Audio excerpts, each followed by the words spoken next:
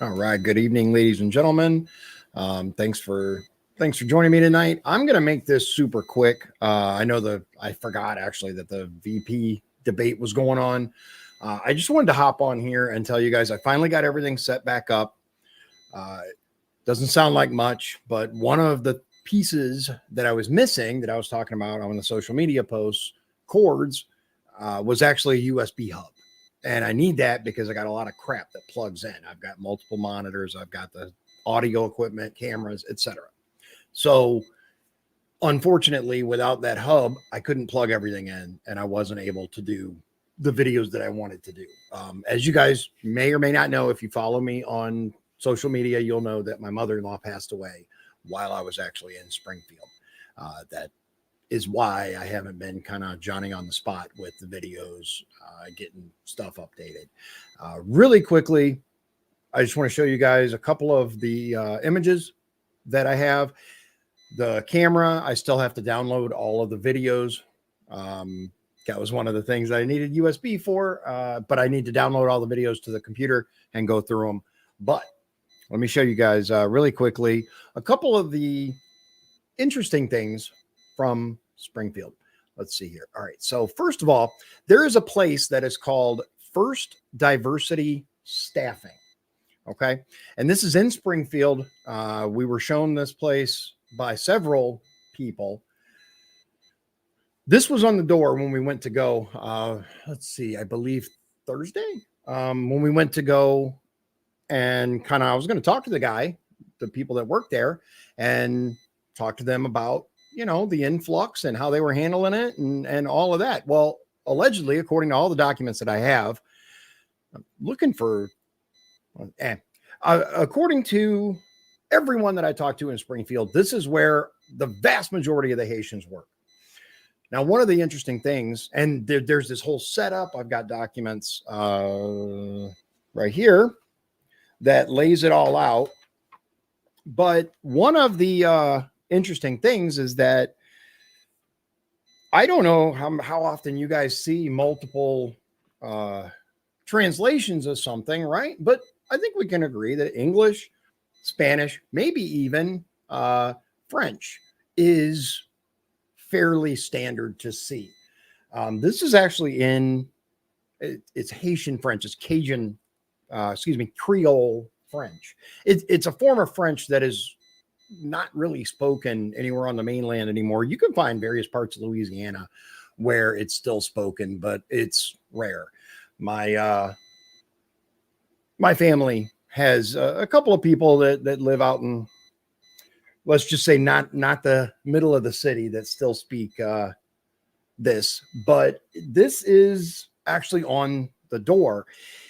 And to see that is like, okay, interesting. Like I said, the majority of them, at least according to all the sources that I have, work there. Let me show you guys. Here's the building. And as you'll notice, there's a big hole in the fence right here, right? This is the hood of my vehicle. There's a big hole in the fence. And why is that hole there, you might ask? Because a car drove through it. They were actually fixing it. This is from the first day we were there. By the time we got back there on, I think we went Sunday again. Yeah, we went Sunday with the tour, which I have video of, which I'll be parsing and getting together for you guys. But yeah, they said one of the Haitians had driven through this. And so there was a repair crew out there that was taking care of it. So trying to remember how to, this is not, there it goes. Okay. Here's a better picture of it right here. As you can see, it's pretty messed up, but I have some videos of the trip. I have some videos of us being shown around by two locals who were extremely knowledgeable about the situation. They've actually been doing this for a while, keeping track of the situation. Here's just a random piece of car. There were some accidents there, like lots and lots and lots of accidents. We almost got hit several times, both in my vehicle and in the tour vehicle, where they took us around. Okay, this is video. Hold on. Let me get, let's see here. And then documents, the rest is, yeah. Okay. So I still have to get the videos downloaded from the other device. I got to go through them. There's one that's upside down. Otherwise, I just play them for you, watch them, don't watch them, whatever. But one of them, for some reason, I guess it's the way that I had my phone, because let me tell you guys what happened. So Sunday, when I first got there, right, I was supposed to connect with a guy named Barron. He went viral on a couple of videos where he talked about the situation in Springfield. Well, unfortunately, some stuff came up for him, so he wasn't able to connect with us until Sunday morning, which was the last day we were going to be there. Luckily, though, what he did was he coordinated with a few other locals, and they actually got a van, and they took all of the journalists, citizen journalists, people who were there on a tour of the city where they pointed stuff out. This is where they work. Look at all these smashed up cars. This is, this used to be a thriving part of town. Now it's this, that kind of thing. So we have, I think, probably 2.5 hours worth of video that I got to go through and pare down. But he had said, meet him for breakfast Sunday morning. Well, dude, I'm new to this, right? I'm not used to going and chasing stories. I'm just a guy. I showed up, and it was actually like a group meeting where there were a couple of reporters, some locals, etc. Okay, my bad. But I had my phone with me. So I used my phone. I didn't bring like the big camera setup or my cameraman, my son. I just had my phone. Now, luckily, the video capabilities of my phone are pretty decent. So I set it up. Unfortunately, one of the videos ended up, for some reason, upside down. So I have to play with my editor and see if I can figure out how to flip that. I'm sure there's a way. I just haven't done it yet. I don't know how to do it yet. But since I started doing this, I've learned so much. There is no reason that, I won't be able to learn that as well. I was hoping that I would be able to access my phone from my computer, but it's not looking like it's working. I don't know if that's a USB thing or what, but like I said, I know the VP debate's going on. I won't keep you guys too long. I actually want to go watch it as well. So I just wanted to let you know I'm back. Everything's set up. In the next day, I should be able to isolate any other additional issues. Yeah, okay.